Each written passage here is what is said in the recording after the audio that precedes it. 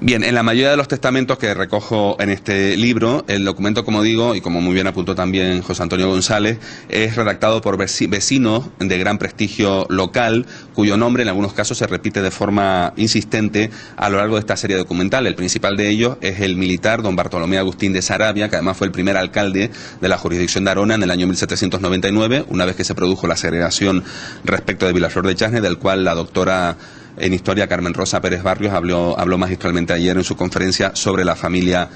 Sarabia. Aquí vemos la firma autógrafa de Bartolomé Agustín de Sarabia, como pueden ustedes leer.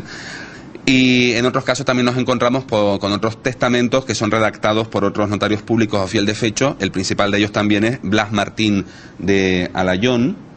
que vemos aquí que firma, pone literalmente como fiel de fechos, Blas Martín de Alayón, y debajo pone como alcalde real de este pueblo,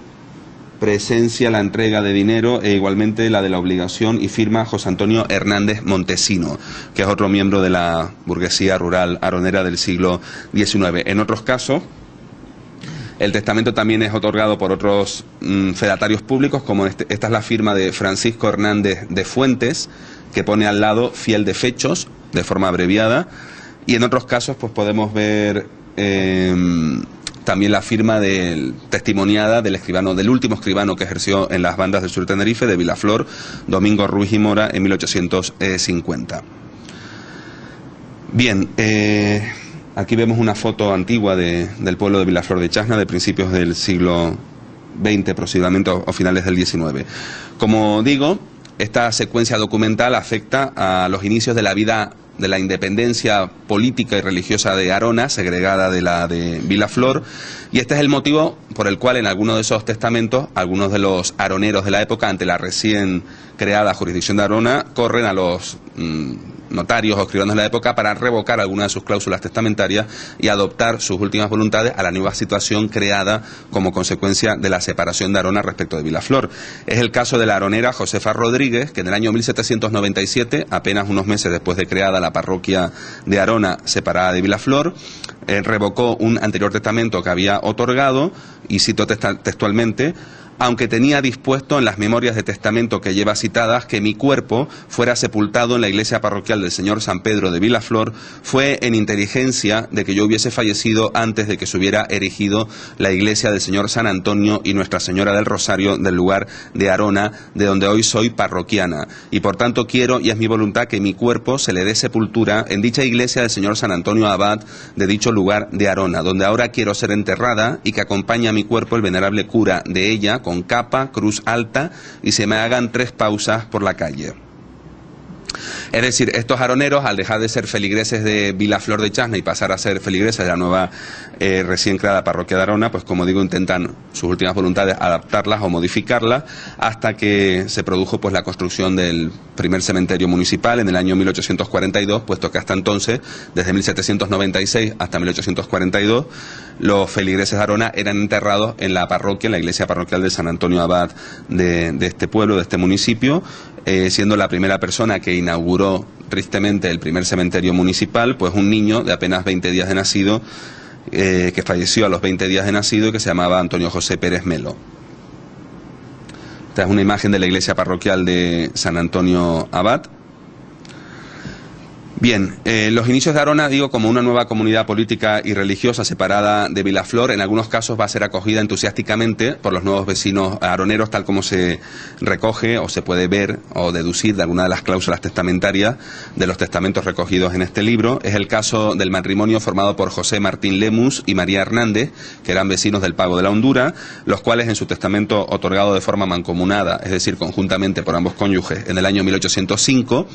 dispusieron lo siguiente: hemos prometido libremente 100 pesos corrientes para la fábrica de la nueva iglesia del señor San Antonio Abad de este referido lugar de Arona, y de no verificarse la dicha fábrica de cañón, de iglesia o capilla, vuelvan la mitad de estos 100 pesos a mis hijos, y la otra mitad, 20, a la Virgen del Rosario del referido lugar, y los 30 que restan los dejo a la cofradía del Santísimo Sacramento, por ser así nuestra voluntad. La lectura de estos... Aquí vemos otra fotografía de Arona hacia el año 1895 con el Roque del Conde al fondo. La lectura de estos documentos pues, nos permite dibujar una imagen precisa de los usos y costumbres funerarios de los aroneros del siglo XIX, no muy distintos, imagino, que del resto del campesinado canario, y de la forma en que se disponían los entierros y las exequias fúnebres, que siempre dependían de la capacidad económica del difunto. Fue este el caso de Lázaro de Frías, que en su testamento del año 1822 dispuso ser amortajado en una túnica de Nuestra Señora del Rosario, de que fui hermano en Vilaflor, es decir, hermano de la cofradía de la parroquia de Vilaflor. Y en algunos casos podemos ver que lo costoso que podían ser los funerales para los humildes campesinos canarios, no existían por entonces Seguros Santa Lucía, me perdonan la publicidad, cualquiera de estas entidades aseguradoras que tenemos hoy en día, pues como digo, lo costoso que suponía afrontar los gastos funerarios hace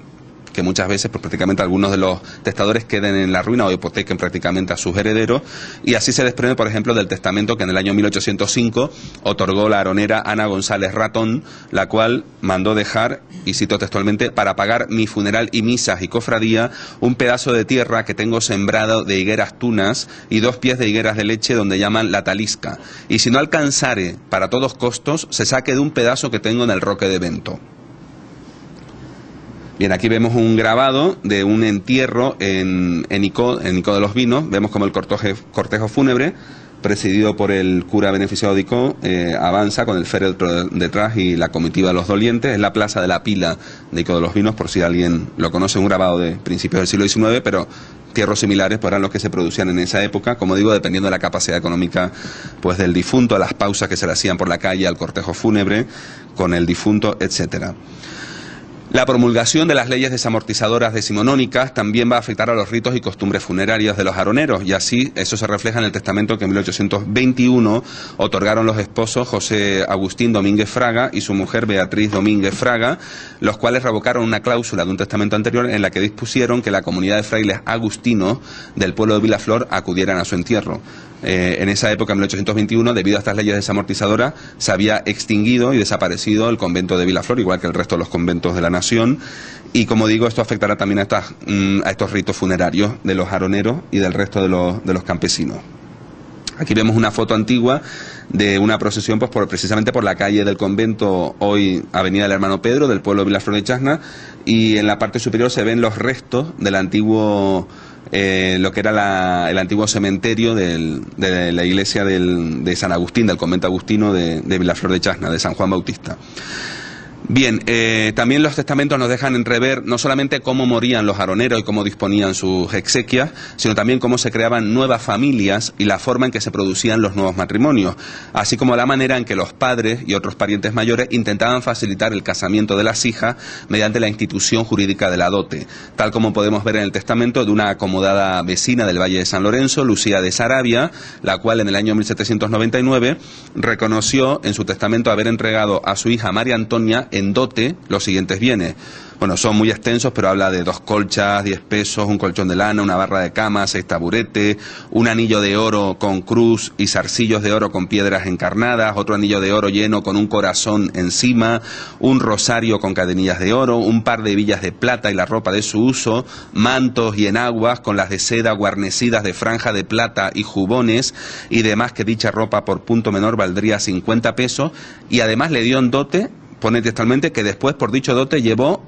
en 2 esclavos, es decir, 2 personas sometidas a cautiverio, a esclavitud, 400 pesos.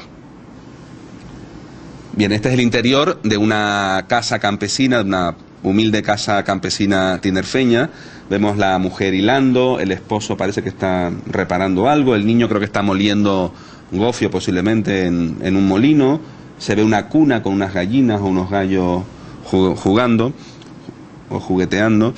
Bien, los bienes dotales que se entregaban a las hijas eran sensiblemente superiores con los que se daban a los hijos varones en aras a facilitar el casamiento de las mujeres, tal como se recoge claramente en el testamento que en 1825 otorgó la vecina del Valle de San Lorenzo, María Agustina de Torres Fuente, la cual literalmente declaró que asimismo pusimos en estado de matrimonio a María Antonia, mi hija de segundo matrimonio, con José Delgado, a quien dimos un burro, 2 colmenas, 2 ovejas y 2 sábanas, una colcha, una funda, una barra de cama, cama, una caja, 3 silletas, 2 almudes de tierra en el Malpaís, 3 almudes en Las Rosas, un pedazo de viña en Jama y la ropa de su uso, sin que se le cuente manto y saya porque no se le dio. Mientras que a su hijo Lorenzo, cuando se casó, dice que solamente le dimos la ropa de su uso, incluso capote y un pedazo de viña en Jama. Vemos que hay una sensible diferencia. Aquí vemos un grabado de siglo XIX de Alfred Easton, que refleja pues una pareja de campesinos de Chasna. Bien, como digo, esta colección documental recoge testamentos de aroneros de todos los pagos, no solamente del casco municipal, sino de todos los pagos del municipio, e incluso de sitios tan insospechados como la Playa de los Cristianos, en el que hay un testamento otorgado en este pueblo, en esta bahía, en el año 1856, cuando prácticamente en esta bahía apenas había alguna edificación y algunas chozas o cuevas, y fue un testamento otorgado en ese año 1856 por un vecino de Túnez llamado Francisco Mena Paladón, al cual seguramente por motivos de urgencia, por haber tenido algún accidente o alguna enfermedad repentina, pues vio pronto la muerte y se apresuró a otorgar su testamento en este pueblo, en esta bahía de los Cristianos. Bien, aquí vemos una fotografía de principios del siglo XX de la Playa de los Cristianos.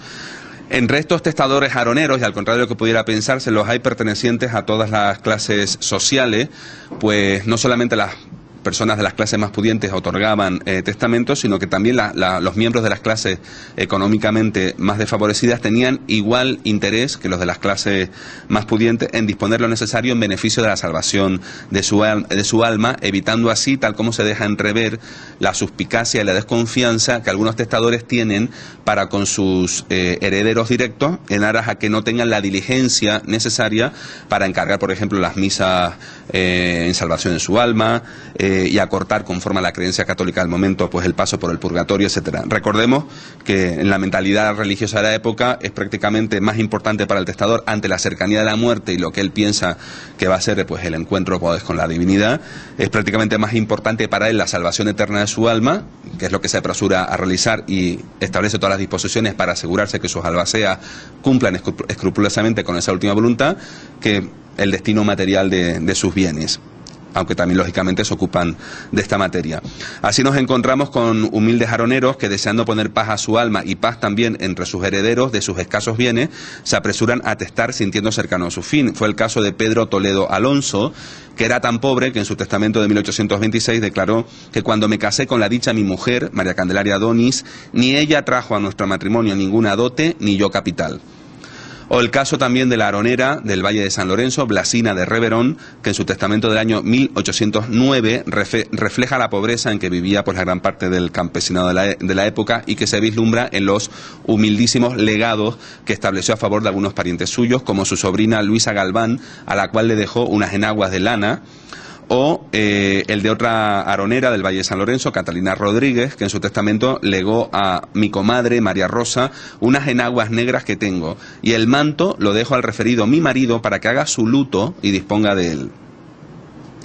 En otros casos, la lectura de estos testamentos nos revela la forma en que se produjo el ascenso social de determinadas familias aroneras del siglo XIX hasta llegar a formar parte de la élite o de la burguesía agraria de este municipio. Esto se refleja claramente en el caso de un tal Pedro Agustín García Alonso, que era inicialmente criado, sirviente de una terrateniente de doña María de la Presentación Acevedo y Castillo, la cual en su testamento del año 1821 le legó a dicho sirviente su casa y otros bienes con la condición de que contrajese matrimonio y tuviese descendencia, lo cual el avispado criado se apresuró inmediatamente a hacer, casándose al año siguiente, al mismo año siguiente del testamento, en el año 1822, precisamente con una miembro de una de las familias de la burguesía rural de Arona llamada Isabel Frías Arabia. Un hijo de este matrimonio, del criado